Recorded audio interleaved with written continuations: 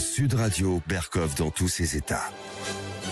Nous sommes en guerre. From this moment on, America's decline is over. Le face-à-face entre le président qui arrive et celui qui part. Se diront quelques mots dont nous ne connaîtrons bien entendu pas la teneur. Qu'est-ce que c'est que ce tintouin là ? Investiture mon vieux. Investiture ? Oui. C'est aujourd'hui ? Bonjour. C'est l'investiture aujourd'hui. Donald Trump face à Joe Biden. Au fait, le code de la bombe nucléaire a changé. Maintenant c'est le digicode de la baraque. Joe Biden qui l'accueille une dernière fois sur le perron de la Maison Blanche. Et on a genre des tueurs, donc évidemment. Voilà. Cool. En Ukraine, Volodymyr Zelensky a lui salué l'investiture de Donald Trump. C'est bon, président. La guerre est déclarée contre les Russes. Voilà. Donc ça, c'est mon petit cadeau de bienvenue, hein, d'accord ? Nous sommes en guerre.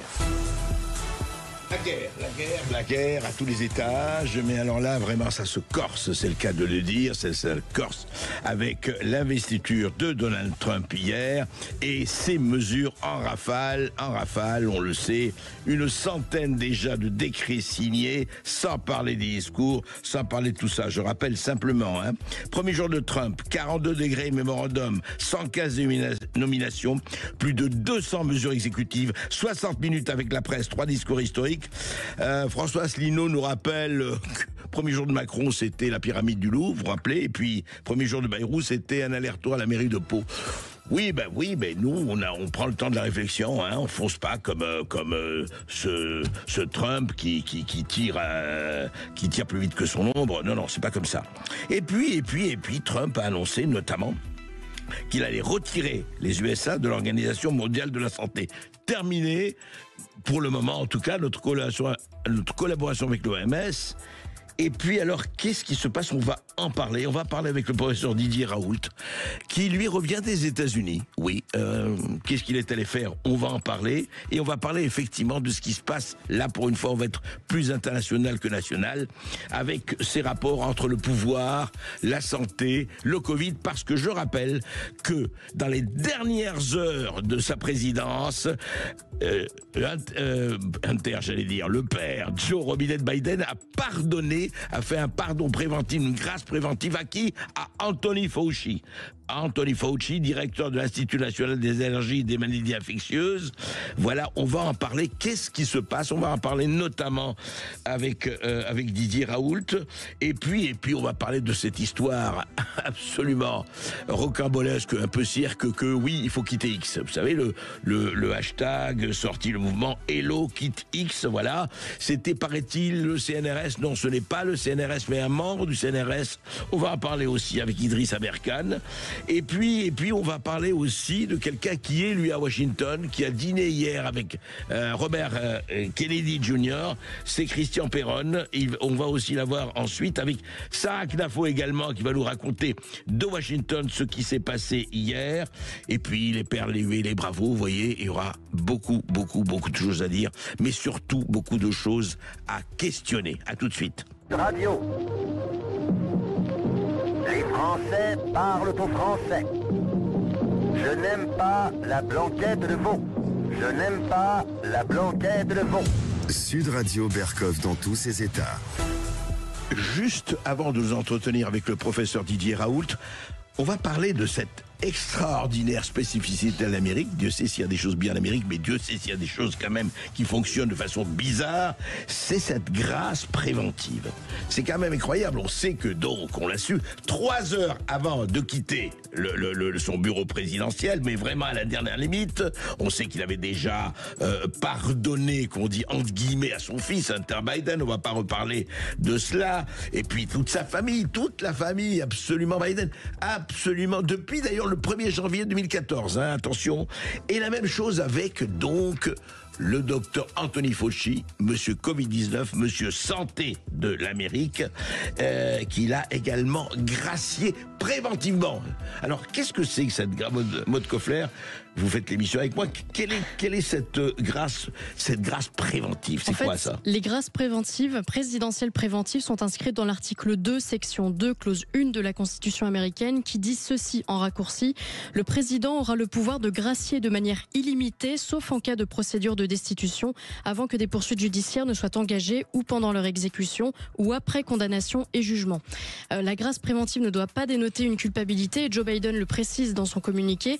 En l'exprimant de cette façon, l'octroi de ces grâces ne doit pas être interprété comme une reconnaissance de culpabilité pour une quelconque infraction. Notre nation doit une dette de gratitude à ses fonctionnaires pour leur engagement inlassable envers notre pays. Dites-moi, professeur Didier Raoult, bonjour. Bonjour.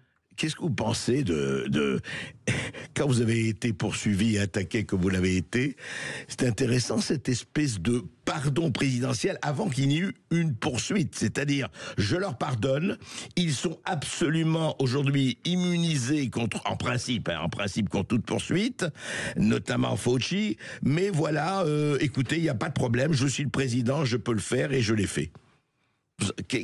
Qu'est-ce que ça vous inspire ? Tout d'abord, je crois, je ne suis pas un expert de ça, mais c'est ce que j'ai lu, c'est que c'est la première fois qu'un président utilise une grâce avant qu'il y ait même une enquête qui soit réalisée sur quelqu'un. Et quand il dit c'est pas une preuve de culpabilité, ça fait rire. C'est-à-dire, on voit pas de quoi on peut amnistier quelqu'un s'il n'est pas présumé coupable à raison ou à tort. Donc moi, ça me frappe, si vous voulez, les gens. J'ai toujours été comme ça. Je me méfie des gens qui donnent des leçons de morale. Je suis toujours méfié de ça. Et souvent, je pense que il faut jamais croire ce que les gens disent être. En général, quand ils disent être quelque chose, ce qu'ils sont, c'est le contraire. Ouais. Et donc, ce que je vois, c'est que cette administration et les démocrates qui ont pris une raclée phénoménale, une des plus grandes de l'histoire des États-Unis, en réalité, ont été tout ce temps des gens malhonnêtes. S'ils ont empoisonné la première présidence de Trump en prétendant qu'il avait été élu grâce aux Russes, ensuite que c'est lui qui avait, quand il a demandé que les renseignements sur les magouilles, pas d'autre nom, du fils Biden en Ukraine soient divulgués, il a été acquitté encore une fois, il a été... D'agent russe, oui. D'agent russe, oui, il a été... ils ont tenté, Pelosi a tenté de le destituer. Et là, on voit ça continue. On voit bien que Biden, en réalité, ça n'est pas un type qui a une morale. C'est-à-dire que il préserve son fils d'être puni en disant non, c'est pas parce qu'il a fait des crimes, c'est parce que c'est mon fils. Et là, il préserve Fauci en disant non, c'est pas parce qu'il a commis quelque chose qui n'était pas bien, alors que on pense, en tout cas moi je fais partie des gens qui pensent que l'action de Fauci a probablement entraîné des dizaines de milliers de morts.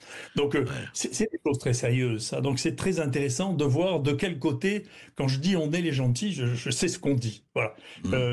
Les gens qui tordent la loi, qui tordent les règles, qui abusent de leur pouvoir, c'est eux qui posent un problème et c'est eux qui traitent l'autre de Hitler, ce qui est quand même un roman. Intéressant. On a vu ça avec... C'est extraordinaire. Vous tendez le bras maintenant, vous êtes Hitler. Voilà. Voilà. C'est assez phénoménal parce que, effectivement, moi, je suis allé aux États-Unis faire une intervention, une interview qui sera bientôt online, avec interviewé par celui qui est le directeur de campagne qui a été le directeur de campagne de Kennedy, Del Bigtree. Et donc, ce qui est frappant aux États-Unis, c'est que le reproche majeur qui est fait à l'administration Biden, outre que c'est un abus de pouvoir d'utiliser ce qu'ils ont fait à Trump, c'est-à-dire tous les moyens légaux possibles et imaginables pour lui faire un procès tous les 3 mois, si vous voulez, puis les gens lui ont tiré dessus, c'est-à-dire, du coup, d'ailleurs, quand on passe à travers tout ça, on devient un héros pour tout le monde. C'est-à-dire, on devient quelqu'un et donc, au contraire, ils ont renforcé sa popularité. Bien sûr.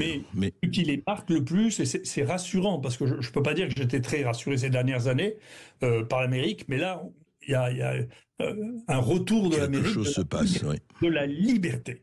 Alors donc, justement, ce qu'ils ne peuvent pas supporter, c'est les contraintes et les obligations qu'on leur a été faites en leur disant c'est au nom de la science, et c'était pas au nom de la science, c'est au nom d'une opinion transformée en, vous savez, c'est ça la science. Et moi, comme scientifique, j'en ai un peu assez que les gens me disent, vous savez, on fait ça parce que politiquement, c'est bien et puis c'est rentable pour des gens pour qui c'est rentable.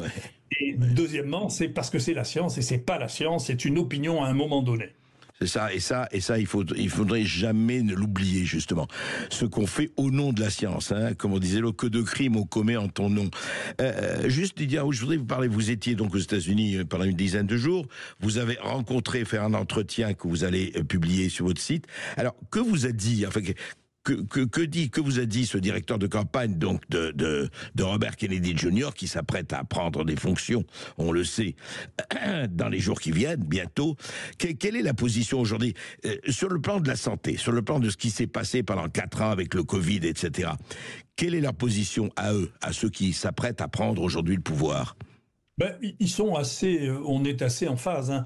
Ils sont lucides, si vous voulez, sur le fait que l'hydroxychloroquine, il y a eu un montage, un enfumage extraordinaire pour faire penser que un des médicaments les plus prescrits au monde était toxique.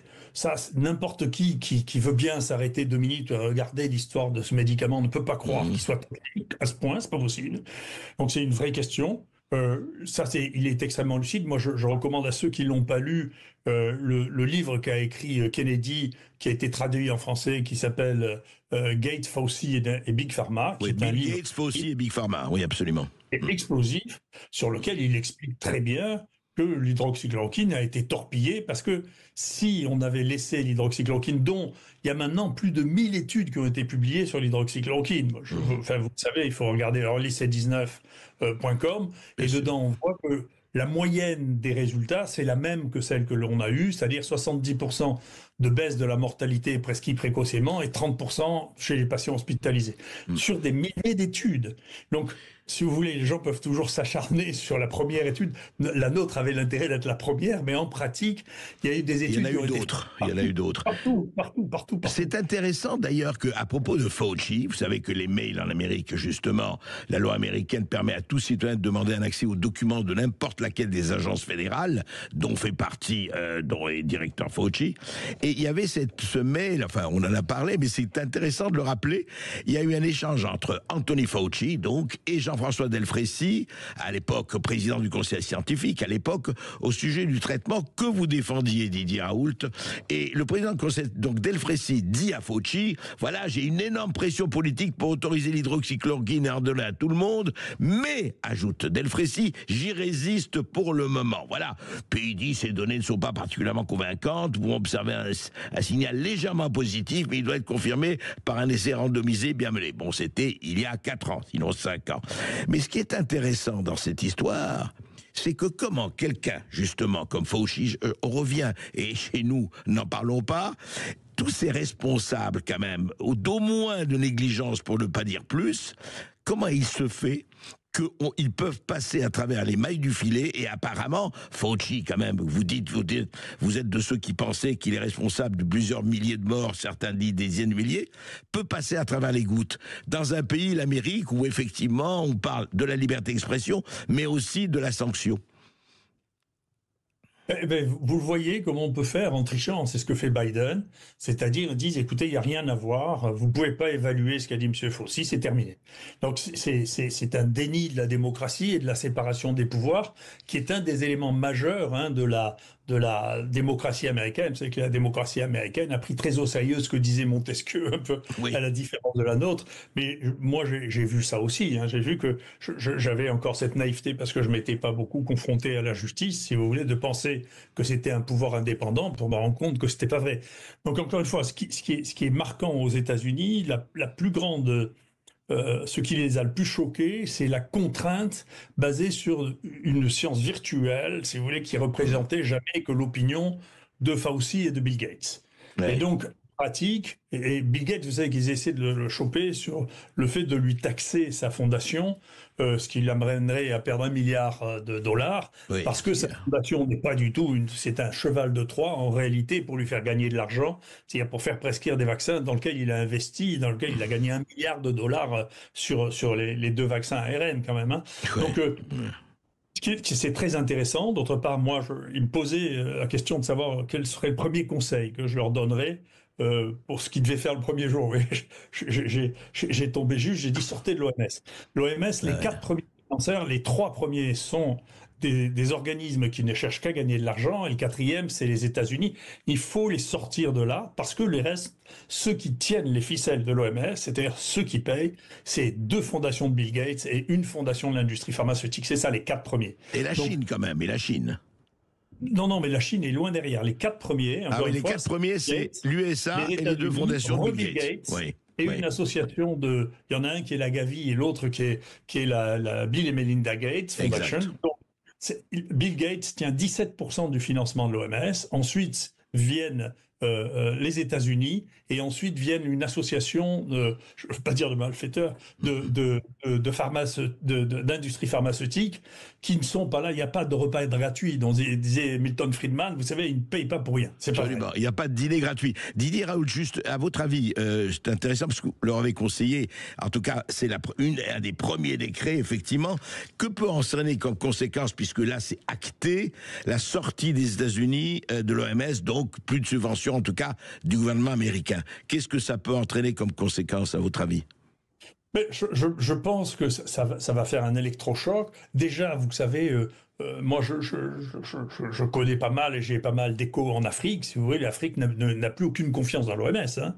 Aucune. C'est fini. Alors, et une des raisons, c'est que le président de l'OMS, c'est un Éthiopien qui a passé sa vie à bouffer de la chloroquine parce que c'est un pays à paludisme, et qui a dit que la chloroquine tuait les gens dans 10% des cas. Donc les types voient bien que c'est un menteur. Enfin, c'est pas possible. Ou il est fou, ou c'est un menteur.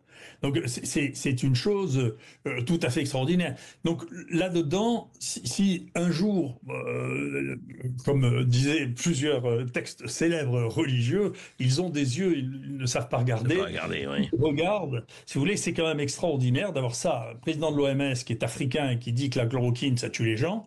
Deuxièmement, c'est extraordinaire. Nous, on a eu un truc extraordinaire aussi, hein, qui était un ministre de la Santé qui avait fait sa thèse sur la toxicité de l'hydroxychloroquine. Et quand il a été interrogé pour dire « mais vous voyez pas que l'essai anglais sur lequel vous vous êtes porté, Recovery, commence par une dose toxique d'hydroxychloroquine sur lequel on dit que si vous prenez cette dose, il faut vous rendre aux urgences ». Et le type a été interrogé à la fois par Azalbert et par l'équipe qui a fait ce film extraordinaire qui s'appelle « Une épidémie de fraude ». Et le type, on lui a demandé en direct, est-ce que vous savez quelle est la dose toxique d'hydroxychloroquine? Et il a dit oui, ça doit être 10 fois la dose que nous on a, parce que c'est-à-dire le type qui a managé cette étude, qui a servi de cheval de Troie, encore une fois, pour dire que les ne connaissait pas la dose toxique, ne savait pas ce qu'était la dose toxique de l'hydroxychloroquine, et donc il a donné une dose toxique. Et pourquoi il a donné ça? On lui demande pourquoi vous avez donné une dose pareille, parce que moi depuis 30 ans, je donne 600 mg et ça marche très bien.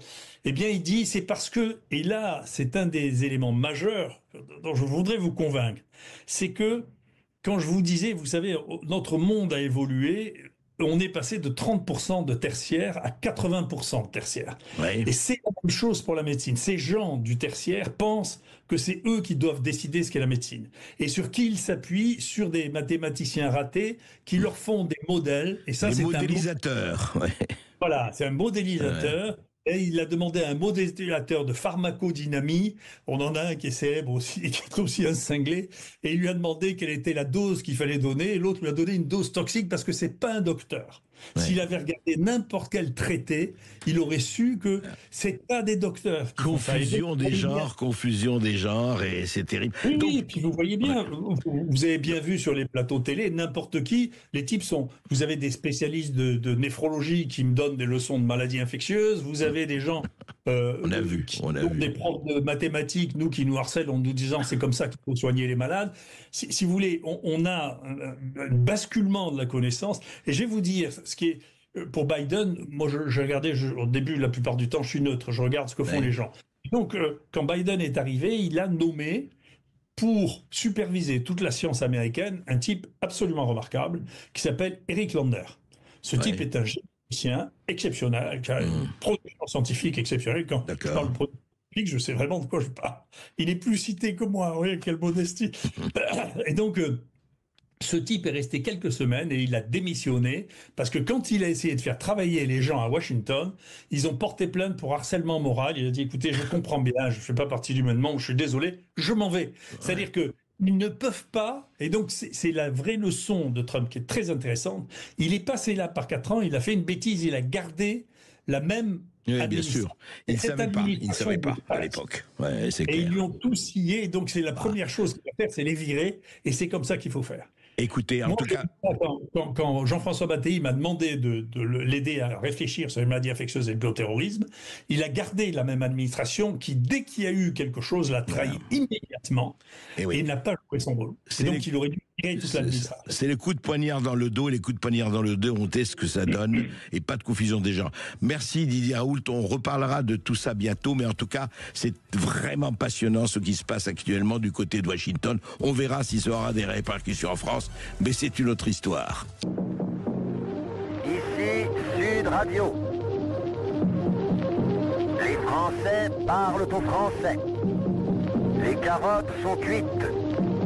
Les carottes sont cuites. Sud Radio Berkov dans tous ses états. Alors, il paraît que la question shakespearienne, la question la plus importante pour le devenir de la planète, faut-il ou ne pas faut-il quitter X? Ah bon? Question évidemment fascinante qui va changer la vie de milliards de gens. On en parle tout de suite. Sud Radio André Berkov. Berkov dans tous ses états, ça balance pas mal sur Sud Radio. Ne me quitte pas. Il faut oublier, tout peut s'oublier, qui s'enfuit déjà. Ah, imaginez une minute Elon Musk en train de dire ça. Ne me quitte pas. C'est pas vraiment le style d'Elon Musk, hein, entre Elon Musk et Jacques Brel. Merveilleuse chanson.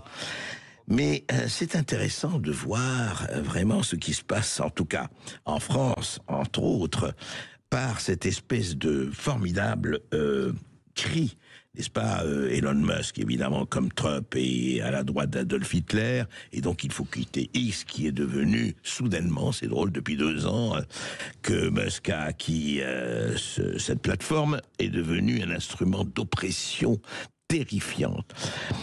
Et puis alors, voilà, qu'est-ce qui se passe? Eh bien, quelques personnes créent un mouvement Hello Kitty X. Voilà. Et l'une des personnes se prétend, enfin dit qu'il est d'ailleurs membre du CNRS.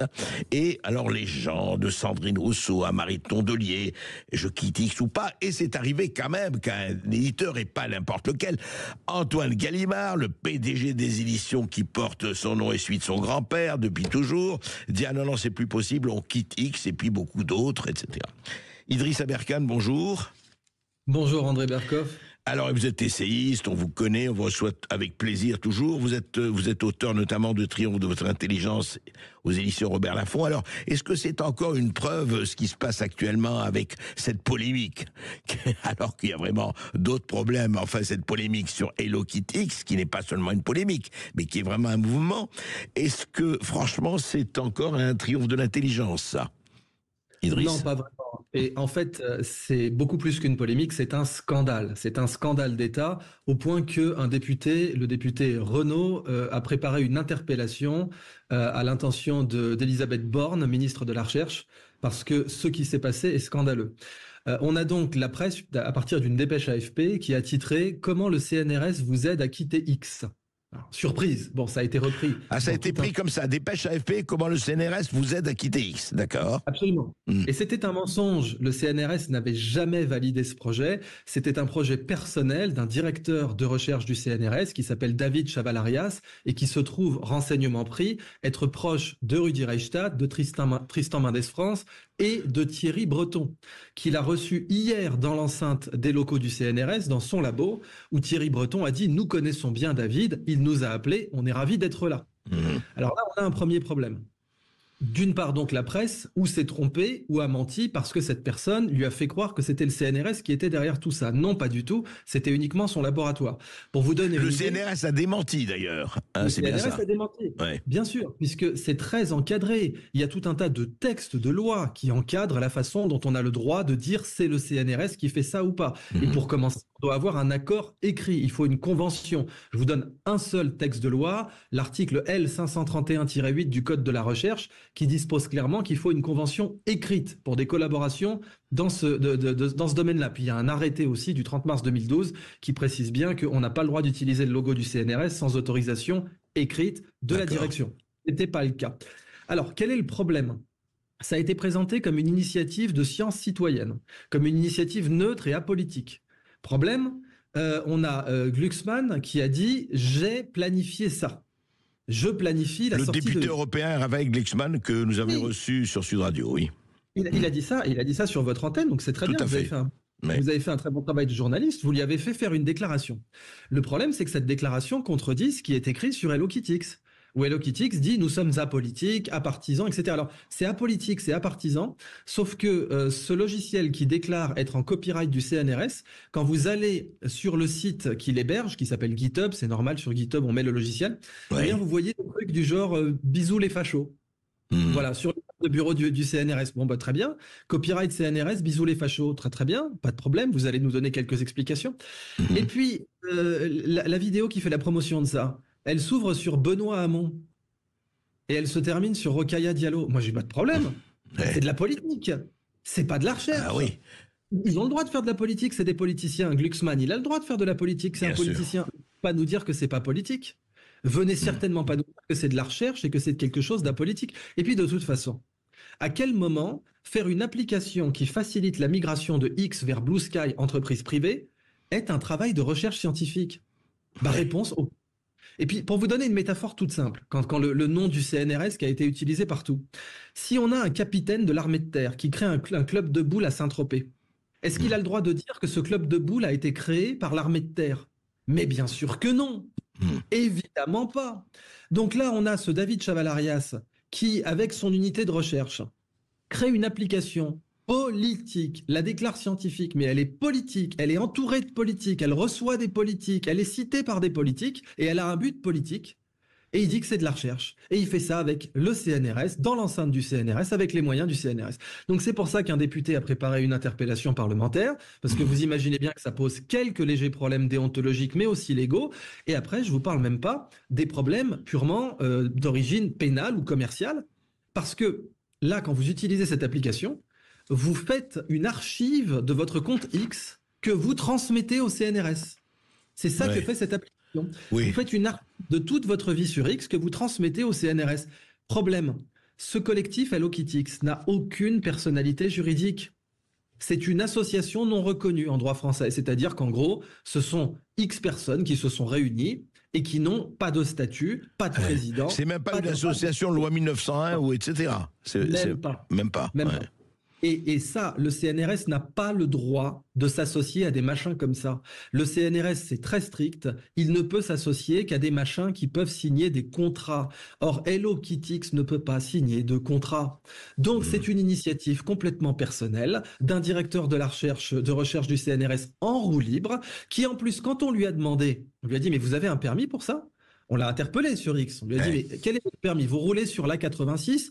Contrôle, permis, carte grise, assurance, c'est normal. Et bien là, il nous dit, oulala, outrage à agent. Oui, et d'ailleurs, Idriss, juste un mot, je veux dire, il a dit d'ailleurs l'outrage à l'égard d'un agent, David Chavalarias, il a tweeté sur X d'ailleurs, chargé d'une mission de service public est puni de 7 500 € d'amende s'il est commis par un auteur unique, 6 mois d'emprisonnement et 5 500 € s'il est commis par plusieurs auteurs. Nous sommes dans le deuxième cas. Voilà ce qu'il dit, et je voudrais juste ajouter un commentaire toujours historique de l'essayiste que nous connaissons bien, Florence Bergeau-Blacker. Elle dit: je suis fonctionnaire du CNRS, votre victimisation est absurde. Elle répond à David Chavalarias: aucun agent n'est harcelé par ceux que vous appelez les conspis fachos, qui a bon droit à vous demander des comptes sur ce boycott organisé au nom du premier centre de recherche public français. C'est exactement ça. C'est-à-dire que là, si on suivait les délires de ce directeur de recherche, on aurait la jurisprudence Chavalarias, elle mérite bien de porter son nom, qui disposerait en gros que n'importe quel fonctionnaire de catégorie C, B ou A, s'il se prend un contrôle de police sur l'autoroute, il peut dire outrage. Mais pas du tout. Et Régis de Castelnau, qui est avocat et qui lui a d'ailleurs opposé son livre, il a écrit un livre, Régis de Castelnau, Le fonctionnaire face au juge pénal. Très marrant. Et il lui a dit, bon voilà, il va falloir faire votre éducation, monsieur Chavalarias, parce qu'en fait, l'outrage à agent, c'est dans une mission de service public, et ça reconnaît pas la personne, ça reconnaît la mission. Or, en quoi Hello Kitty X est une mission de service public? Expliquez-moi. En quoi Hello Kitty X, en quoi une application qui n'a pas de personnalité juridique, qui est un groupe de potes concrètement, qui n'a aucune lettre signée du CNRS lui donnant cette autorisation et même le droit d'utiliser son logo à cette fin, qui s'entoure de politique et qui fait du militantisme, voire du prosélytisme. Ce sera de déterminer. En quoi ça, c'est un service public? Réponse, rien. Mais alors Idriss Aberkane, juste un mot, le CNRS, d'accord, mais il n'a pas désavoué Chavalarias, c'est intéressant là. On les sent un tout petit peu, je ne sais pas, un peu embarrassés, un peu dans l'ambiguïté quand même, non? Et vous connaissez tout à fait la réponse à cela. C'est que Thierry Breton est quelqu'un de puissant. Quand on est le président directeur général du CNRS, on ne veut pas s'aliéner un directeur de recherche qui connaît personnellement Thierry Breton. Si n'importe quel autre directeur de recherche avait fait ça, et l'essayiste que vous avez cité est directrice de recherche, elle est fonctionnaire au CNRS, elle s'est pris des sanctions disciplinaires par le CNRS. Elle n'a pas la chance de connaître personnellement Thierry Breton. Elle n'a pas la chance de recevoir Thierry Breton dans ses locaux, dans les locaux de son laboratoire, et que Thierry Breton dise dans un direct sur YouTube, hier, nous connaissons bien David. Mais oui, David, first name, bien entendu, aucun conflit d'intérêt. Elle n'a pas cette chance-là. Mais si vous êtes un directeur de recherche qui a Thierry Breton qui dit « je connais bien David » et qui intervient d'ailleurs en commission sénatoriale, c'est le cas de ce monsieur Chavalarias, eh ben le président directeur général du CNRS va prendre quelques pincettes parce qu'il sait que sa carrière peut en pâtir. Il a n'empêche été convoqué parce qu'on lui a demandé d'où ça sort ce truc, quelles sont les autorisations, quel est le cadre légal, à quel moment vous avez signé l'autorisation de faire ce machin Hello Kitty avec un repo GitHub qui dit « bisous les fachos » avec un copyright CNRS. À quel moment on a fini en roue libre comme ça, à faire du prosélytisme politique, à faire du favoritisme politique, à faire une campagne politique en appelant ça de la science et un service public? Eh bien, nous, les citoyens, nous demandons des réponses et nous les aurons. C'est intéressant, Idriss Aberkane, parce que juste avant vous, il y avait donc Didier Raoult qui disait comment, au nom de la science, on commet très souvent n'importe quoi, sous le couvert de la science, et on voit qu'il le disait, la science, c'est pas du tout ça. En l'occurrence ici, on verra ce que fera la justice, mais c'est intéressant de voir comment on mélange les genres et comment on confond les étiquettes. Merci Idriss Aberkane. Merci à vous André Berkoff. Ici Sud Radio. Les Français parlent au français. Je n'aime pas la blanquette de veau. Je n'aime pas la blanquette de veau. Sud Radio Berkoff dans tous ses états. Alors que pensez-vous, auditeur de Sud Radio, résistant de Sud Radio, que pensez-vous des premières décisions, déclarations de Trump? Nous l'avons commenté avec Didier Raoult. Et que pensez-vous, effectivement, vous, si vous êtes sur X, allez-vous le quitter ou pas? Appelez 0826 300 300. On aimerait beaucoup avoir vos avis et votre ressenti. Et puis là, on va parler de quoi? Eh ben, on va parler de tromperie. Ah bon? Quoi? Qui? Comment? Écoutez. Sud Radio Berkoff dans tous ses états. Les perles du jour. Et de chanter la chanson, toujours la même chanson, la chanson du cocu. Ah là là là là, encore Gilbert Bécaud qui veut nous chanter la chanson des cocus, mais c'est l'hymne national ça, Gilbert Bécaud, la chanson du cocu, c'est devenu l'hymne national, ou presque, mais il y a eu un petit incident intéressant là récemment, et vous allez voir, c'est plein d'humour. Voilà, on est content parce que nous avons des gens qui ont de l'humour. Alors, c'était le 19 janvier, on interrogeait Jean-Luc Mélenchon dans le grand jury RTL, et voici ce qu'on lui demandait, et voici ce qu'il a répondu. Dans une interview à la Tribune Dimanche que je citais tout à l'heure, François Hollande dit « Les socialistes ont la clé jusqu'en 2027. C'en est fini de la position irrespectueuse et arrogante de LFI au sein du nouveau Front populaire. » Est-ce que c'est faux, ce que dit Alors, François Hollande ? c'est du François Hollande signé. Cet homme est une machine à tromper. Il a trompé tout le monde en 2012, il trompe ses proches, il trompe tout le monde.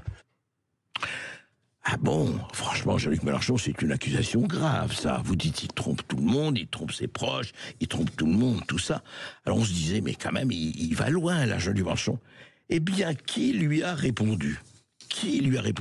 Ségolène Royal. Ségolène Royal, l'ancienne candidate à la présidentielle, ex-compagne de François Hollande et mère de ses 4 enfants. Eh bien, elle a fait un tweet. Et vous savez ce qu'elle a répondu, Ségolène Royal ? Elle a dit, ah ben ça, c'est pas faux. C'est la bonne blague du jour. Voilà, elle a mis 2 émojis rieurs et elle a rappelé effectivement un certain épisode que la France entière a connu. Vous savez, François Hollande, avec son casque de motard, se rendant effectivement du côté tout près de l'Élysée pour avoir sa nouvelle dulcinée, qu'il a épousée depuis, soyons honnêtes, tout va bien.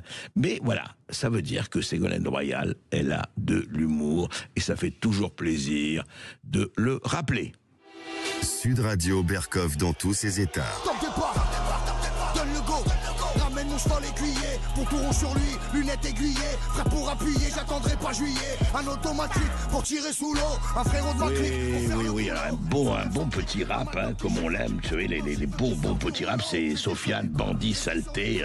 Pourquoi il s'énerve, Sofiane? Il s'énerve parce que, en ce moment, il faut bien le dire, que nous recevons énormément de lettres d'amour de l'Algérie. C'est vrai, l'Algérie nous aime bien, alors, et qui aime bien châtie bien. Donc, le président Tebboune, le président algérien Tebboune, je rappelle quand même qu'on n'a aucune nouvelle de Boualem Sansal depuis plus de 2 mois, de l'écrivain, du grand écrivain Boualem Sansal, etc. Et il rappelle que la France génocide, la France colonisatrice, la France ceci, cela. Mais, voilà, on a vraiment des preuves d'amour tous les jours, et voilà, et on est un peu confus. Apparemment, les autorités disent ça ne va pas, mais qu'est-ce qu'on fait et tout ça. Et alors, c'est devenu d'ailleurs pas seulement une chanson, c'est devenu, comme vous le savez, sur TikTok, quelques influenceurs algériens ont réagi. Alors, on en vire un, mais l'Algérie nous dit, écoutez, ça va pas, vous verrez comme vous voulez, on vous les renvoie, voilà. C'est un bon ping-pong et très intéressant. Et jusqu'où ça va? Eh bien, écoutez, là, un certain Bamako DZ31, donc sur TikTok toujours, nous envoie un message d'affection que vous allez écouter parce que ça montre à quel point en fait c'est des malentendus tout ça. L'Algérie et la France s'adorent et écoutez à quel point. Message à passer à tout le peuple français. Je vais bien vous expliquer, nous en tant qu'Algériens, nous vivons en France à contre-cœur. Vous comprenez? Nous sommes des résistants. On patiente avec vous jusqu'à ce qu'on prenne le pouvoir en France. C'est notre but. Sachez-le, les Français. Vous savez, les Français, comment nous, les Algériens, on vous déteste. En tout cas, moi, comment je vous déteste, et les Algériens, comment ils vous détestent, comme moi, je vous déteste. J'ai un message à passer. Au président français, écoute-moi bien, petit Macron que tu es. Je suis allergique à la peau blanche et au drapeau bleu, blanc, rouge. Et tout ce que tu mérites, c'est un Desert Eagle dans ta gueule. Écoute-moi bien, Yaboul Kahba. T'as vu toutes les familles algériennes qui vivent dans les cités de France? Ils vont arrêter de payer le loyer, tu vas mettre le bail à leur nom. L'appartement leur revient. Plus, on veut Brigitte sur un plateau avec ses 2. Eh ben, dis donc, voilà un cahier de doléances vraiment intéressant. Alors, évidemment, il faut quand même contextualiser, il faut quand même proportionner, il faut quand même tout ça relativiser. Évidemment que ce n'est pas, ils ne représentent absolument pas les Algériens ni dans leur totalité, ni dans leur majorité, ni rien. Il n'empêche qu'il y a des gens qui prononcent cela et des gens qui les écoutent et des gens qui pensent que, ils n'ont pas complètement tort. Voilà, la France a colonisé l'Algérie. Il est temps que le mouvement inverse se passe, actes, etc. Voilà, c'était des nouvelles de la température qui monte entre un certain nombre de gens en Algérie et en France. Voilà, on se pose des questions, on attend de voir qu'est-ce qui va se passer, mais toujours pareil, vous savez, la passion, ça ne se discute pas, ça ne se relativise pas, c'est la passion. Sud Radio Berkov dans tous ses états.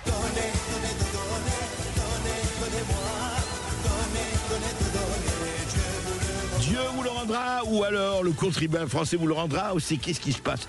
Écoutez, c'est terrifiant, je viens d'apprendre que le conseil d'administration de France Télévisions a approuvé son budget 2025, qui s'établit en déficit pour la première fois depuis 9 ans, à hauteur de 41,2 millions d'euros, a indiqué le groupe public dans un communiqué. Et oui, voilà, et vous savez, rappelez-vous ce qu'avait dit Delphine Ernotte. On a une télévision d'hommes blancs de plus de 50 ans, et ça, il va falloir que ça change, disait Delphine Ernotte. au moment de prendre la tête de France Télévisions, bien sûr. Mais c'est pour ça qu'on est en déficit. C'est parce qu'il n'y a que des hommes blancs de plus de 50 ans, c'est plus possible. Tous ces gens-là, c'est fini, voilà. Il faut quand même, comme elle disait aussi, la merveilleuse Delphine Ernotte, il est temps quand même nous ne parlons pas de la France telle qu'elle est, nous parlons de la France telle que l'on voudrait qu'elle soit, que l'on voudrait... Voilà.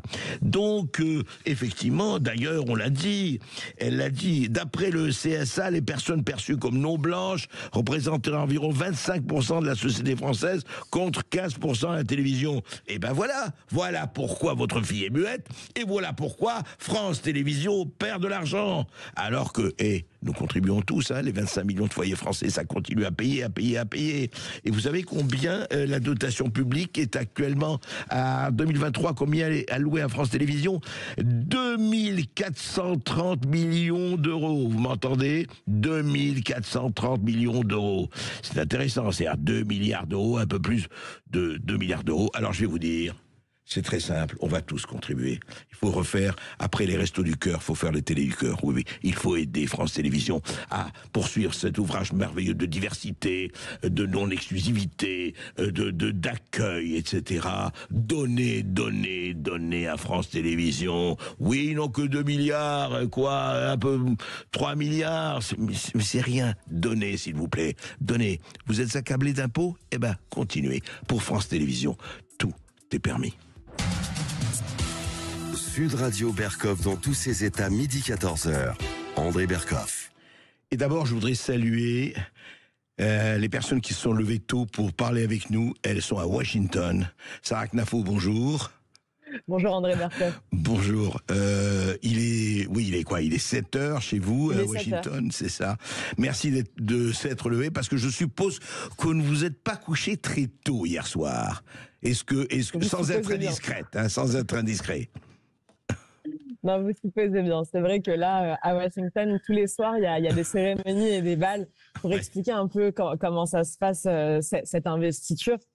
Depuis 2 siècles maintenant, quand un président remporte les élections, il réunit à Washington tous les secteurs économiques du pays, tous les think tanks font leur propre soirée, toutes les grandes boîtes, même tous les médias font leur propre brunch, leur propre cocktail.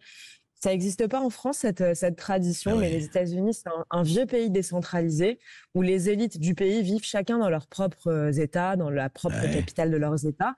Et donc, c'est uniquement tous les 4 ans que tout le monde se retrouve dans la capitale pour fêter l'arrivée au pouvoir d'un nouveau président. Donc, on est invité avec Éric Zemmour à toutes les soirées qui se font ici. C'est particulièrement intéressant. Nous, on le regarde avec un œil de Français. Et alors politiquement, ce qu'il y a d'intéressant, c'est que vous voyez, typiquement hier, il y avait une soirée, donc le Liberty Ball, où vous aviez Mark Zuckerberg, Jeff Bezos, et donc vous voyez tous ces gens qui détestaient Trump la veille qui se mettent en smoking pour aller fêter sa victoire aujourd'hui. Et c'est là quand même que vous apprenez que en politique, ce n'est pas la dédiabolisation qui crée la victoire, mais c'est bien la victoire qui crée la dédiabolisation. Et oui, vae victis, malheur au vaincu, on connaît ça. Mais justement, c'est intéressant, ça dure alors sur plusieurs jours, en fait, Sarah Knafo. C'est-à-dire que ces festivités, parce que comme vous l'expliquez, comme ça concerne un peu toutes les professions, toutes les corporations, les États, donc ça dure quelques jours. Exactement. Donc ça a commencé le vendredi. Vous avez des cérémonies pour commencer. Donc nous, on était allés au bal des crypto-monnaies. Cette année, c'était le bal le plus important parce que en fait, toute l'économie est en train de se réorganiser autour des nouvelles technologies. Et Donald Trump a été le premier président américain à se déclarer pro-crypto-monnaie. Et il me semble le 2e chef d'État derrière Nayib Bukele, qui est le président du Salvador. Donc pour le secteur Bitcoin, c'est un élément révolutionnaire. Vous avez peut-être vu que le Bitcoin a dépassé la barre des $109 000, ce qui est vraiment colossal. Il y a des gens qui ont acheté $5 de Bitcoin il y a 12 ans et aujourd'hui ils peuvent acheter un hôtel particulier à Paris avec. Donc c'est quelque chose vraiment d'énorme. Là, j'ai été invité à ce bal par un homme qui s'appelle Michael Saylor et qui est le leader mondial du Bitcoin, si on veut. C'est quelqu'un qui croit beaucoup, qui en parle très bien, qui est particulièrement intéressant. Il m'a invité à déjeuner chez lui le lendemain de ce bal et on a discuté de de l'énergie, puisque le sujet nucléaire, c'est quand même à la base de, je vous disais, l'économie se réorganise autour de nouvelles technologies, et l'énergie en est un sujet crucial, un sujet d'intérêt crucial. Il me racontait un élément intéressant pour nous Français, c'est que en 2020, l'administration Biden avait pour projet d'abandonner le nucléaire. Et à ce moment-là, vous avez d'abandonner complètement, d'abandonner progressivement, comme on l'a fait en France, vous savez, de dire à horizon 2050, il y aura plus que 50% dans le mix énergétique. Oui, comme ils l'ont réussi en Allemagne, où il n'y a plus une seule centrale. Exactement. Exactement. Comme ils ont détruit leur atout en Allemagne, avec des effets contrairement à ce qu'ils pensaient, totalement opposés aux intérêts écologiques, puisqu'ils rouvrent les centrales à charbon. Mais bon. Donc, l'administration Biden avait pour projet de réduire progressivement la part du nucléaire. Et là, qu'est-ce que vous avez dans la même année? Vous avez la révolution de ChatGPT. Et donc, on s'aperçoit, et je vais faire le lien entre les deux, on s'aperçoit que pour faire tourner les intelligences artificielles modernes, qui vont être à la base de la nouvelle révolution numérique et révolution économique, que pour faire tourner ces intelligences artificielles, on a besoin de millions et de millions de données. Ces données qui vont être stockées dans des data centers, qui vont devoir tourner avec des puissances de calcul pour pouvoir vous donner des résultats aussi rapidement. En 2 secondes, vous demandez à ChatGPT de vous écrire un poème avec le style de Victor Hugo et il vous le fait en 2 secondes. Et pour faire ça, qu'est-ce qu'il faut? Il faut de l'énergie. Et quand vous n'avez pas de nucléaire, c'est pas avec du vent que vous allez faire tourner des éoliennes, que vous allez faire tourner des milliers de data centers. Et donc là, l'administration Biden se retrouve enfermée entre 2 objectifs: être les leaders dans le domaine de l'intelligence artificielle et la course à l'innovation dans ce secteur-là, et abandonner notre électricité, abandonner le nucléaire, qui est le meilleur producteur d'électricité, pour des raisons bêtes et idéologiques, pour faire plaisir aux Verts. Comme Angela Merkel, elle a abandonné le nucléaire pour faire plaisir aux écolos.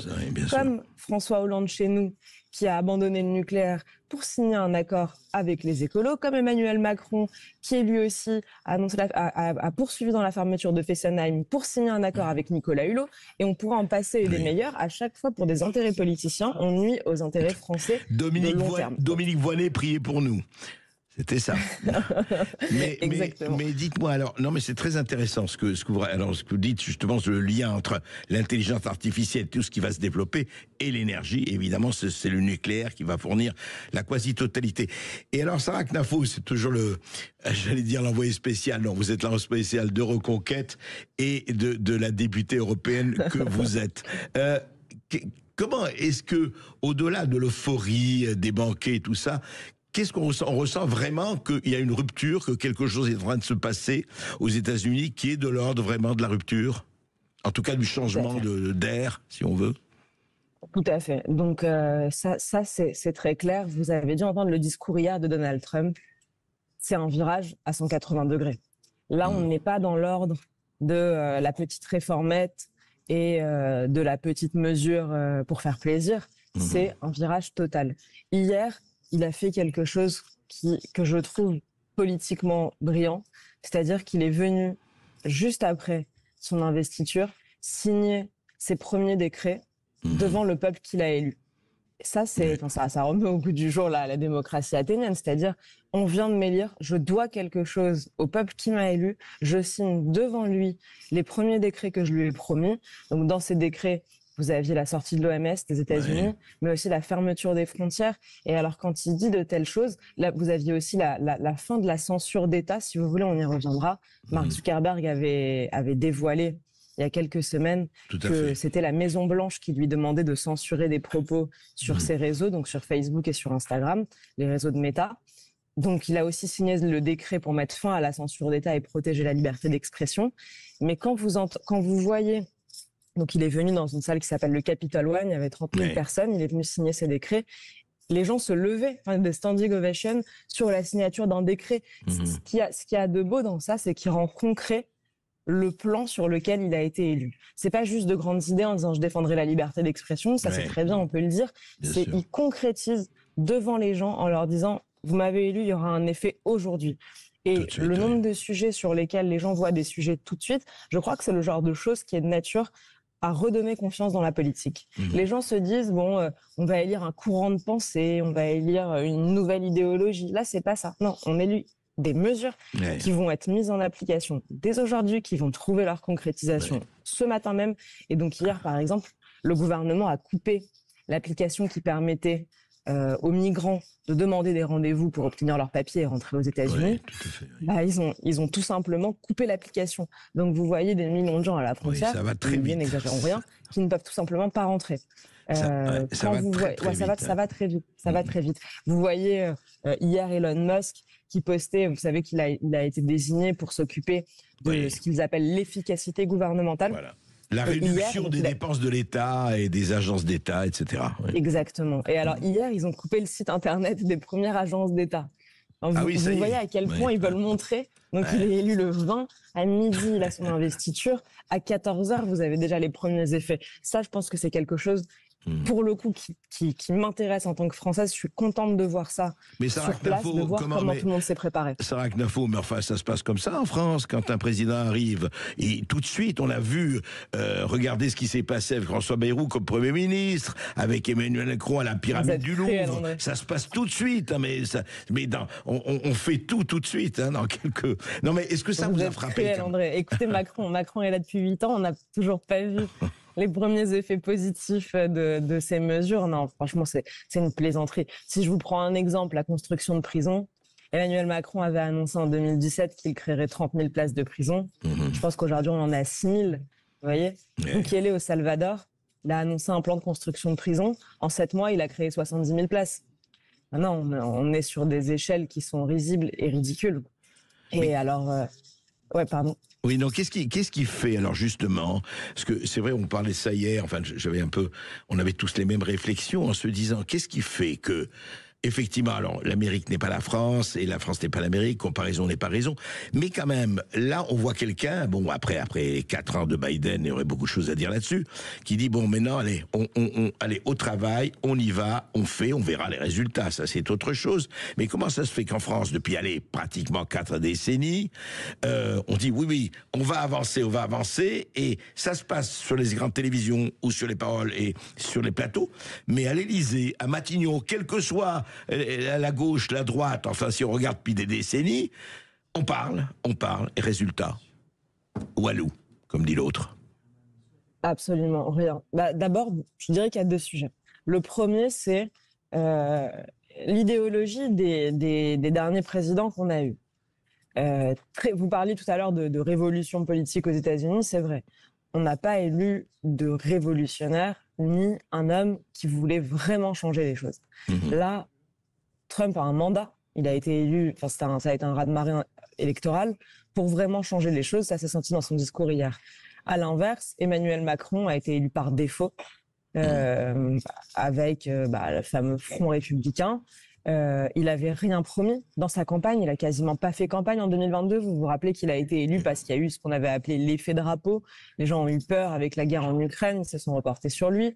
Il a rien promis dans sa campagne. La seule mesure qu'il défendait, c'était la réforme des retraites.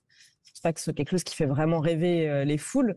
Et il a été élu quand même. Donc il est arrivé sans programme, ce qui est la meilleure garantie de ne rien faire. Et d'ailleurs, vous vous souvenez de la première année de son mandat, tout le monde se disait, on sait même plus où il est, on sait pas ce qu'il fait, abonné absent, il a plus d'idées, il a plus d'énergie, etc. Donc c'était la meilleure garantie pour que le pays stagne. Et donc, comme à vélo, quand on stagne, on tombe. Et nous, quand on stagne, c'est le déclin qui continue, la dette qui continue, les migrants qui continuent d'entrer, le niveau scolaire qui continue de s'effondrer. Les OQTF qui continuent de n'être pas respectés. Sarah Knafo, on va prendre juste, pas longtemps, on va prendre 2 minutes de pause et puis on vous retrouve. C'est très intéressant ce que vous racontez, notamment sur l'intelligence artificielle et ce qui se passe en ce moment aux États-Unis. On se retrouve dans 2 minutes après cette petite pause. À tout de suite. Si je peux vous le dire, et d'ailleurs, Sarah Knafo, députée européenne Reconquête, nous l'a confirmé.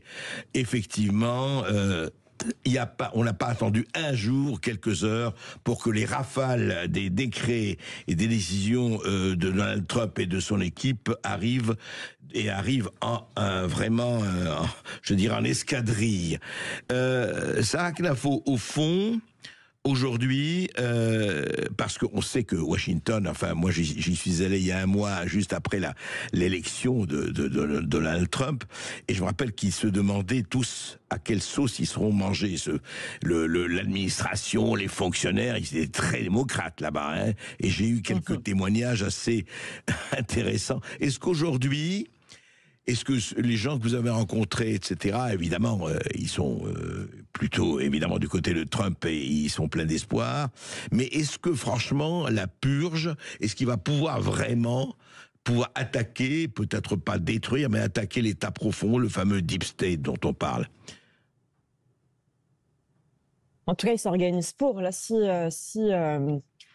est en train de prendre autant de décrets aussi rapidement, c'est aussi parce qu'il a compris de son premier mandat en 2016 que si on arrivait en n'étant pas très préparé, comme malheureusement les politiciens français le sont, et en se disant on verra bien une fois qu'on sera au pouvoir, il y aura bien des hauts fonctionnaires qui vont venir nous aider, on nous dira ce qu'il faut faire, on nous expliquera une fois qu'on y sera, etc.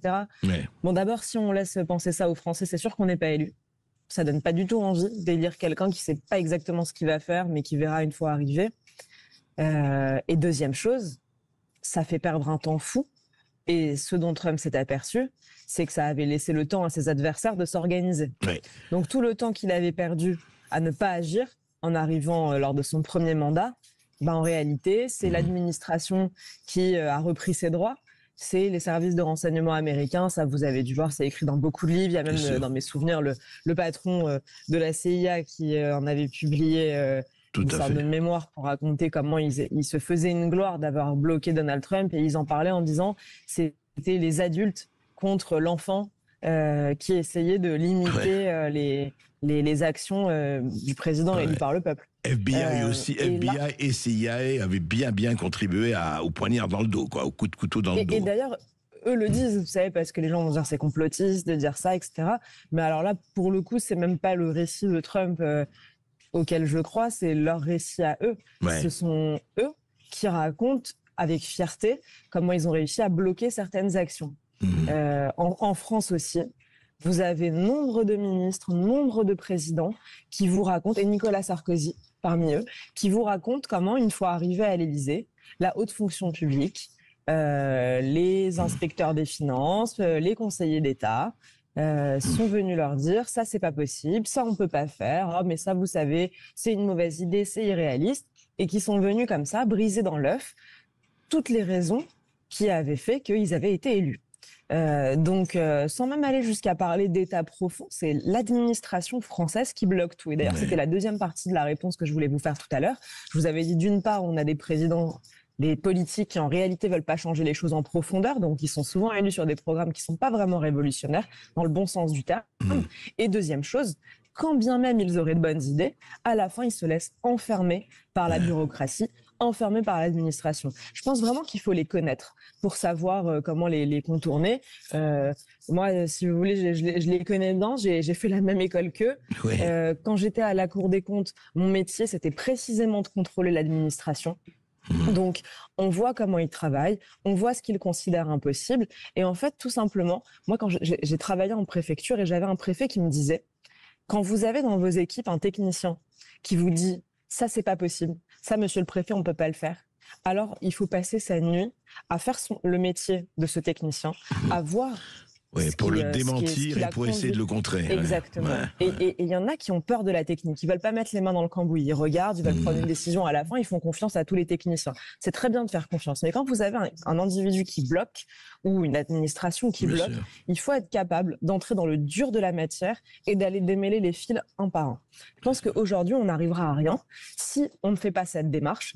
Et je pense que c'est aussi ce qu'est en train de faire Trump ici à Washington, c'est-à-dire dès le premier jour, plan d'exécution. Il a demandé à tous ses ministres, à tous les membres de son gouvernement, avant d'arriver, je veux que vous ayez votre plan d'exécution prêt. Une idée sans plan d'exécution, c'est pas une bonne idée. Et donc ils arrivent, ils sont prêts. Et s'il y a des nœuds gordiens, on les tranche. Tout à fait. C'est intéressant, Sarah Knafo, parce que ce que vous avez pu utiliser comme mot, c'est presque mot pour mot ce que dit Elon Musk quand il parle de ses entreprises et du management. Il dit, moi, à toutes les entreprises, je vais voir s'il y a un frein, un nœud qu'il y a. C'est la seule chose, je suis là uniquement pour démonter, pour dénouer le lien qui bloque. Exact. Exact, pour résoudre les problèmes. Et donc, c'est vrai, c'est la méthode d'Elon Musk aussi. Il est capable de rester. Alors là, je vous disais tout à l'heure les cérémonies, etc. J'ai rencontré l'un des responsables de XAI, donc c'est l'intelligence artificielle de Twitter, Grok, qui vient d'être créée. Donc, j'ai rencontré, ils étaient 10 dans l'équipe à créer ça. J'ai rencontré l'un d'entre eux, vraiment un garçon très brillant, 30 ans. Extrêmement fort, mais bon, passons. Et qui me disait, la méthode de Musk, c'est, il a plusieurs projets. Hein. Il lance des fusées, il crée des voitures électriques, il crée l'intelligence artificielle. Il l'a créé en 122 jours, me racontait ce Starlink et compagnie. 122 jours pour créer XAI. Et donc, ce qu'il me disait, c'est que Elon Musk, c'était quelqu'un qui était capable de venir dormir dans son entreprise pendant 10 jours, de dire, bon, où est-ce que vous bloquez, où est-ce que ça ne marche pas, exactement ce que vous disiez. Et il reste avec toute son équipe. Donc là, ils étaient 10. Pendant 10 jours, ils mangent des pizzas ensemble, ils font des nuits blanches ensemble, ils réfléchissent ensemble. Et au bout de 10 jours, ils ont avancé à une vitesse fulgurante. Il repart. Et là, il va chez Tesla pour continuer d'aller résoudre des problèmes et aider ses équipes. Donc vous revenez, juste pour la dernière question, Sarah Knafo. Là, vous allez quitter Washington bientôt, vous revenez en France. Vous êtes demain soir. Demain soir. Morale remontée, morale en se disant, sans faire du mimétisme, on va pouvoir peut-être faire quelque chose et ça encourage ce qu'on a vu, ou pas?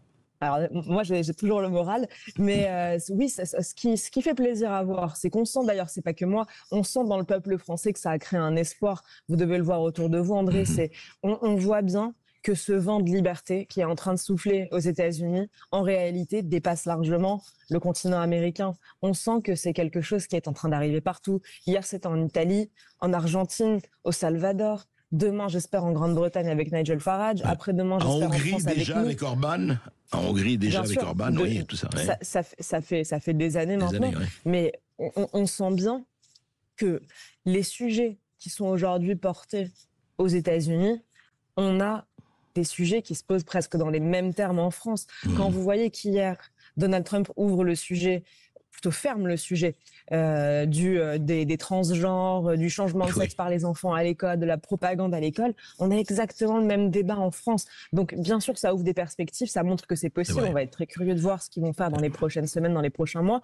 Quand vous voyez que la liberté d'expression, vous avez un tweet d'Elon Musk un matin, l'après-midi, c'est le débat public en France. On voit bien les connexions en termes de débat public. Et moi, ce qui m'amuse, c'est que tous les gens qui nous ont fait subir l'influence américaine pendant des années, qui nous ont fait subir le wokisme, qui est venu des universités américaines pour arriver à Sciences Po et se déverser dans nos facs, tous ces mêmes gens qui nous ont fait subir le pire des États-Unis se plaignent aujourd'hui qu'il y aurait une influence américaine sur notre débat public. C'est de leur faute si on a été connecté aux États-Unis. Une Donc, interférence. il y a quelque chose quand même de comique à voir des gens qui ne se sont jamais plaints de l'ingérence américaine quand les États-Unis espionnaient nos industries pour s'emparer d'Alstom, qui se sont jamais plaints des États-Unis avec l'extraterritorialité du droit américain, qui se sont jamais plaints quand Frédéric Pierucci a été enfermé sous Barack Obama dans les prisons américaines, et qui soudain, parce que Elon Musk veut permettre à tout le monde de s'exprimer sur Twitter, alors là c'est menace de contre-coup. Bah là, soudain on retrouve un peu de fermeté. Alors moi ce qui m'agace, c'est de voir des politiciens français qui sont plus sévères et plus fermes avec Elon Musk qu'avec le gouvernement algérien. Oui, mais ça, c'est vrai. On a une inversion totale. C'est vrai, mais vous savez, en France, on ne change pas une équipe qui perd. Mais je voudrais juste vous dire quelque chose. Je voudrais finir là-dessus, mais quand même, la déclaration la plus importante, c'est une révélation de Donald Trump. Et franchement, les gens ne dorment plus du tout. Il paraît qu'il y a un homme et une femme, et c'est tout. Il y a deux genres. Il y a un homme et une femme. Vous imaginez de cette espèce de vérité terrifiante qui nous a... Moi, je croyais qu'il y avait des saules pleureurs, qu'il y avait des fourmis tamanoirs, qu'on pouvait avoir changé de genre comme on veut. Non, non, non, il y a un homme et une femme. C'est terrible. Merci, Sarah Knafo. Merci, André Barkov. Sud Radio. Sud Radio. Parlons vrai. Parlons vrai. Sud Radio. Washington. Oui, nous sommes toujours à Washington. Et nous avons reçu Sarah Knafo, nous avons eu en direct de Washington. Mais il n'y avait pas que Sarah Knafo. Il y avait, comme vous le savez, Bernard Arnault. Il y avait aussi, effectivement, il y a un milliardaire, là, français, qui était présenté. Il y avait, puis je ne sais pas, Louis Alliot, il y avait Éric Zemmour, il y avait un certain nombre de personnes qui étaient là. Et puis, il y avait il y a toujours Christian Perron. Christian Perron, qui est médecin, qui est infectiologue, qu'on reçoit toujours avec plaisir, qui a écrit des livres récemment, qui ont fait beaucoup parler, et à juste titre d'eux. Et Christian Perron était hier. D'abord, bonjour Christian. Bonjour André, et meilleurs vœux pour 2025 qui va être une magnifique année du renouveau, je pense. Ah ben j'ai l'impression. En tout cas, merci de vous être levé tôt pour nous, parce qu'il est, je rappelle, 7h30 à Washington. Et Christian Perron, alors on a vu la photo, vous étiez hier à un dîner de gala. Alors vous étiez très bien en cravate noire, et vous étiez avec Robert Kennedy Jr. Donc à ce dîner, en fonction, je crois que c'était à l'ordre du mouvement MAHA. Je rappelle, le MAHA, c'est Make America Healthy Again, faire que l'Amérique soit en meilleure santé, qu'elle soit de nouveau en meilleure santé. Alors racontez-nous, c'était quoi ce dîner? C'était en quel honneur et comment ça s'est passé? Déjà, quand je suis arrivé à Washington, j'avais vu la liesse populaire, c'était incroyable. Déjà dans le métro, je suis venu en métro depuis l'aéroport, dans les rues, déjà avant-hier, puis hier. Oui. Les gens étaient partout, dans toutes les rues. Il y avait vraiment une liesse, il y avait vraiment une... Oui, puis il y avait des concerts de klaxons, de la musique dans les rues, alors qu'il faisait très froid, qu'il neigeait un peu. Ouais. Et alors, pour Kennedy, il faut savoir qu'il y a 3 ans environ, son équipe que je connaissais bien m'avait demandé d'écrire la préface de la version française de son livre, Anthony Fauci, Bill Gates et Big Pharma. Tout à fait. C'est un livre très long, mais c'est quand même 40 ans d'investigation. Absolument. C'est un avocat, d'un avocat sur toutes les crapuleries et toutes les malversations de l'industrie pharmaceutique, sur les vaccins, mais aussi c'est sur le sida, il y a plein de domaines. Et son livre était un peu long à lire, mais extrêmement documenté. Il a été best-seller aux États-Unis. Il y a des pages et des pages de références et de sources. Il n'a jamais été attaqué une seule fois en diffamation. Donc voilà, j'ai été fier d'avoir écrit cette préface. Oui. Et c'est un formidable livre, je l'ai lu, il est passionnant. Et d'ailleurs, j'avais Didier Raoult en début d'émission, et il parlait de ce livre, justement, Christian Perron, et il disait, ce Anthony Fauci, Bill Gates et Big Pharma, je conseille à tous nos auditeurs de le lire. Il raconte vraiment ce qui se passe. Alors on arrive aujourd'hui on a l'impression quand même, ce Robert Kennedy Jr. qui était marginalisé, qui était traité de tous les noms, le voilà aujourd'hui presque au pouvoir. Ah oui, alors c'est le nouveau ministre de la Santé. C'était un dîner de gala, il y avait environ 800 personnes. Alors, moi, je pensais trouver quelques Français. Je me suis aperçu que j'étais le seul Français. Bon, j'étais très honoré. Bah, c'est bien. J'ai rencontré des gens de son équipe. Il y a Asim Malhotra, qui est ce médecin britannique d'origine indienne que Trump a recruté comme conseiller santé. Ouais, c'était magnifique de voir toutes ces... J'ai rencontré aussi Rob Ross, ce député néerlandais européen, si vous vous souvenez, qui au Parlement de Strasbourg avait obligé Madame Small, qui était une des adjointes de Bourla, le PDG de Pfizer, d'avouer que Pfizer n'avait fait aucune étude avec ce soi-disant vaccin sur la transmission. Donc voilà, j'ai rencontré des personnes très intéressantes. Et puis j'ai suivi un petit peu aussi à la télévision, parce que moi j'ai pas été dans la salle de l'investiture officielle de Trump, mais j'ai suivi un petit peu. Ouais. Et c'est magnifique parce qu'à peine il a été investi je sais pas si vous avez vu, il y avait la séance des signatures. Oui, tout à fait. Tout à fait. De décrets. Ouais. Il a signé en direct. Absolument. Donc, et ça, je trouve ça super. Les États-Unis se retirent dès aujourd'hui de l'OMS. Tout à fait. C'est une excellente nouvelle parce que l'OMS, que je respectais beaucoup, moi-même j'y ai travaillé, j'étais vice-président du groupe d'experts à l'OMS pour les vaccins pendant plusieurs années. J'ai vu que l'OMS déclinait, était devenue la succursale de Bill Gates et complètement financée. Big Pharma n'était plus au service des populations du monde, mais au service de la finance et d'autres intérêts. Il n'a pas dit hier mais j'ai entendu dire récemment, Trump, qu'il allait appeler les pays qui voulaient finalement quitter l'OMS à créer une nouvelle agence internationale de santé publique. Ah oui, l'idée de remplacer l'OMS, enfin en tout cas une structure différente de celle de l'Organisation mondiale de la santé, c'est ça. Qui soit une structure saine, qui ne dépende pas des fonds privés qui malheureusement aboutit à la corruption de l'OMS que l'on voit aujourd'hui. Moi qui adorais l'OMS au début, pour moi, aujourd'hui, dans la situation actuelle, c'est une excellente nouvelle. Puis il a aussi fait une autre annonce qu'il allait réintégrer tous les suspendus. Alors, il y avait les soignants, les militaires. Il allait s'arranger pour qu'ils touchent tous l'intégralité de leur paye, c'est ça. Leur paye qu'ils n'ont pas eu pendant une période très prolongée. Donc ça aussi, c'était magnifique. Voilà. Alors justement, docteur Perron, Christian Perron, ce que vous avez entendu hier au dîner ou ailleurs dans l'entourage, qu'est-ce qu'il veut faire, Robert Kennedy Jr., pour parler de cela? Il veut vraiment, parce qu'il y a eu toute l'histoire du Covid qu'on a suivi, et vous étiez au premier rang pour en parler, pour dénoncer, pour dire ce qu'il y avait. Mais est-ce qu'il y a aussi les problèmes d'obésité, les problèmes de santé des États-Unis qui sont énormes? Est-ce que vraiment ils vont s'y attaquer avec la même opiniâtreté que Trump, dont Trump témoigne dans les autres domaines? Alors, moi, je pense d'abord il est très motivé. Alors, je vais revenir tout de suite à la santé, mais déjà, ils ont annoncé qu'ils allaient dévoiler toutes les affaires des assassinats des 2 frères Kennedy, l'assassinat de Martin Luther King sur le 11 septembre. Donc, il va y avoir plein de révélations. Donc, ça va être assez surprenant, je pense, dans les jours qui viennent. Et pour revenir à la santé, il a quand même déclaré publiquement que son but, c'était de lutter contre la corruption en santé. Il allait faire le ménage, notamment dans les journaux médicaux. Il n'est pas anti-vax à la base. Simplement, il dit maintenant, l'industrie pharmaceutique ne développe plus les vaccins selon les canons de la science. Les études ne sont pas faites dans des conditions scientifiques normales.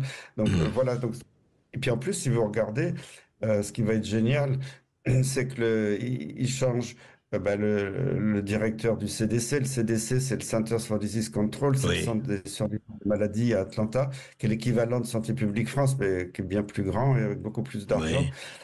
Et il va changer la direction, c'est ça? Il va changer le personnel, enfin le personnel dirigeant.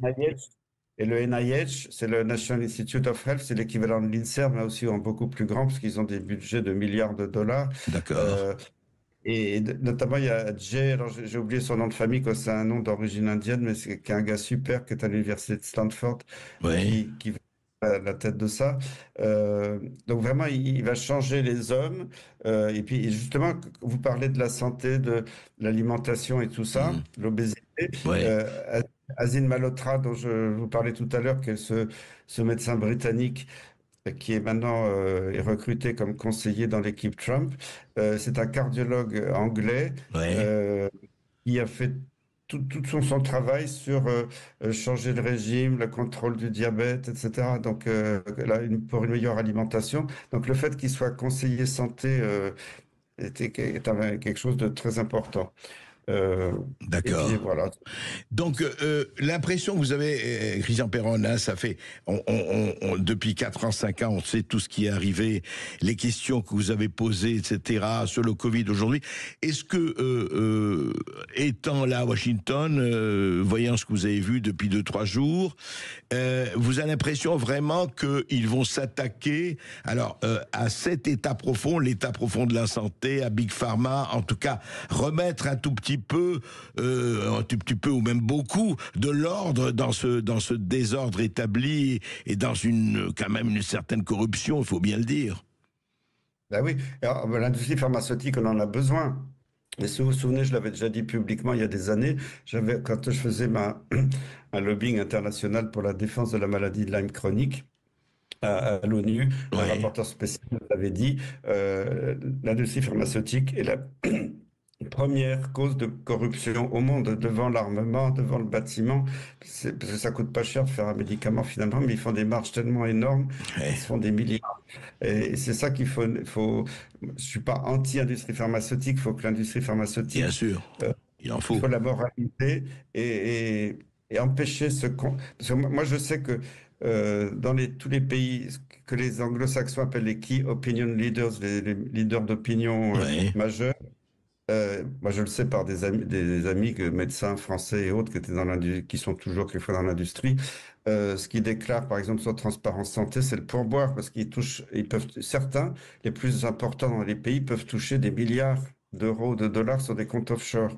Donc c'est plus difficile à pister, mais il faut vraiment faire le ménage là-dedans, parce que on le sait, c'est de l'aveu même des rédacteurs en chef des grands journaux médicaux internationaux comme le New England Journal of Medicine, le Lancet, c'est eux-mêmes qui l'ont écrit, c'est pas moi, que dans certains cas, près de la moitié des articles publiés qui sont totalement réalisés, financés par l'industrie pharmaceutique, les résultats sont faux ou biaisés.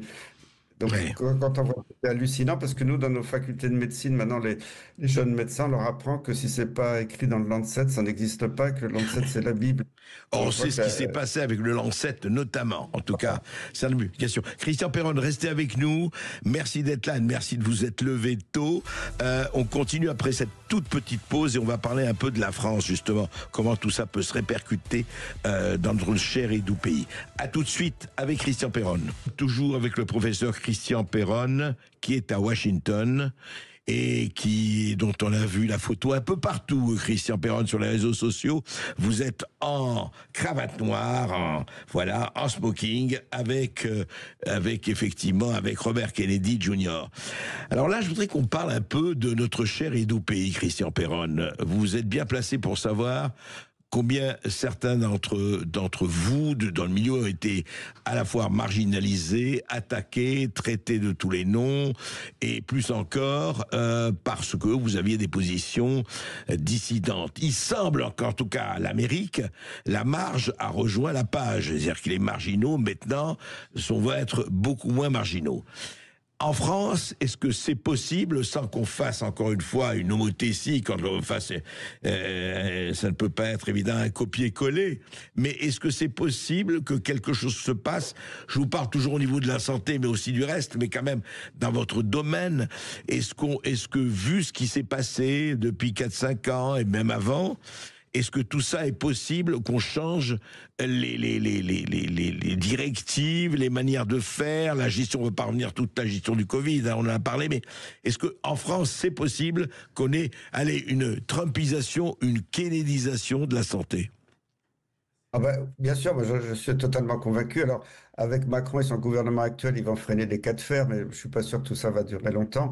Et d'ailleurs, j'avais fait un communiqué pour souhaiter joyeux Noël aux Français récemment, en disant c'est fantastique ce qui va se passer dans le monde. Il y a un vent de liberté qui souffle sur le monde, qui va venir des États-Unis, et que j'avais dit on va pouvoir s'asseoir dans un fauteuil et admirer de magnifiques retournements de veste. On l'a déjà vu dans certains médias en France, de certaines personnalités, et c'est fantastique. Et en plus, pour les États-Unis, Mark Zuckerberg, quand même le directeur de Facebook, qui a retourné sa veste en disant « Mais maintenant, excusez-moi, j'ai censuré, je le ferai plus jamais ».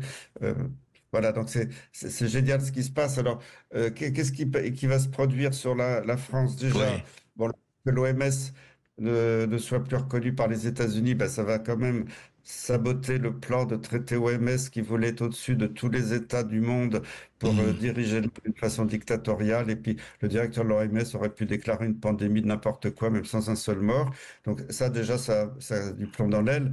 L'autre chose qui est très importante, alors, ça n'a pas encore été décidé, j'ai pas vu ça hier, mais je sais que Kennedy l'a dit très récemment, il allait faire interdire les vaccins ARN messagers, qui ne sont pas des vaccins. Ah bon? Donc ça, oui, il a l'intention de faire interdire les vaccins ARN messagers. D'accord. Une excellente nouvelle. Donc, il y a l'OMS, et puis ça va mettre du plomb dans l'aile dans ce fameux projet européen d'Ursula von der Leyen sur le passeport vaccinal européen, qui est en expérimentation dans 5 pays, dont la Belgique, l'Allemagne, la Grèce et puis 2 autres pays. Puis si dans quelques mois, si on les laissait faire, ils diraient, vous voyez, ça s'est bien passé. Ce sont les vaccins courants, diphtérie, tétanos, polio. Bon, a priori, si c'était que ça serait pas très méchant. Non. Mais c'est qu'ils ont là construit les usines et investi des milliards pour, dans 1 an ou 2, transformer tous les vaccins actuels, qui sont la plupart du temps des bons vaccins, dans ces cochonneries ARN messagers qui ne sont pas du tout des vaccins, qui n'auraient même pas eu le temps d'être expérimentés dans toutes les maladies, dans des études sérieuses. Je rappelle qu'il faut normalement 10 ans de développement sérieux, de publication avant de mettre un vaccin sur le marché. Il faut 20 ans pour inoculer une femme enceinte. Je le rappelle toujours, parce que et les obligations sont totalement interdites dans ces conditions, puisque c'est assimilable dans le droit international à un crime contre l'humanité. Donc là, je pense que ce passeport vaccinal européen, il va aussi prendre du plomb dans l'aile. Et puis il y a eu même si pour l'instant, le procès contre Ursula von der Leyen, les juges ont dit oh ben non, finalement. Oui, là, pour le moment, ça traîne, hein, mais bon. envoyer l'affaire un petit peu à la poubelle pour se défausser nos emplois. Mais est-ce que, dites-moi, justement, Christian Perron, est-ce qu'aujourd'hui, en matière, on parle d'Ursula von der Leyen, est-ce qu'en matière de santé, pour rester là-dessus, est-ce que la France peut prendre des décisions sans en référer et sans avoir l'aval, la permission, je vais dire la permission de minuit, de l'Union européenne et surtout de la Commission européenne? Est-ce qu'aujourd'hui, que ce soit Macron ou qui que ce soit, enfin, est-ce qu'on peut prendre des décisions par rapport à un certain nombre de choses que vous jugez, c'est votre opinion et c'est votre parti pris, scandaleux? Est-ce qu'on peut changer les choses ou il faut que ça ne se passe qu'à l'échelle européenne, sinon rien ne se fera? Parce que oui, je ne suis pas un spécialiste de toutes les interrelations entre l'Europe et chaque pays membre, mais déjà, Ursula von der Leyen et la Commission européenne n'ont aucune compétence officielle en santé. Donc tout ce que Ursula décide en santé, comme ce qu'elle décide dans la guerre, par exemple, c'est totalement hors la loi en Europe. Mais le problème, c'est que les parlementaires européens sont sous influence, beaucoup sont corrompus, et à chaque fois se couchent devant Ursula, alors que le rôle du Parlement européen, ce serait de remettre le droit dans le fonctionnement. Mais c'est clair que je pense que la France a quand même une marge de manœuvre. Après, je ne sais pas dans quelle limite, je n'ai pas étudié tous ces dossiers. Non, bien sûr, c'est le droit, oui. Et Christian Perron, vous rentrez bientôt en France? Je reprends l'avion demain soir aux États-Unis, donc je serai après-demain. Après, j'arrive vendredi matin en France, voilà. D'accord, mais on vous recevra, on va en parler de tout ça en prenant son temps. Mais juste un mot, Christian Perron, vous revenez là très remonté au bon sens du terme, très encouragé au bon sens du terme? Ah oui, je reviens plein d'optimisme. Je l'avais déjà depuis pas mal de temps. Mais on voit que... Et puis, j'ai rencontré des gens de différents pays, des gens du Brésil, il n'y avait pas de Français, mais j'ai vu d'autres nationalités. Ouais. Et ils sont tous à fond, ils sont tous ils voient qu'il y a un nouvel espoir, qu'on retrouve la liberté, qu'on retrouve la démocratie. Et ça, c'est absolument génial. J'avais jamais vu ça et ça rejoint la liesse populaire que j'ai vue dans les rues de Washington. Dans Washington. Eh bien, écoutez, on va voir, comme dirait l'autre, aide-toi. Alors, les Américains se disent aide-toi, Trump t'aidera. Eh bien, nous, en France, nous allons voir ça. Merci, Christian Perron, et merci de vous être levé tôt et de nous avoir donné ces éclaircissements sur ce qui se passe en ce moment dans quand même ce que reste la plus grande puissance mondiale. À bientôt. Merci.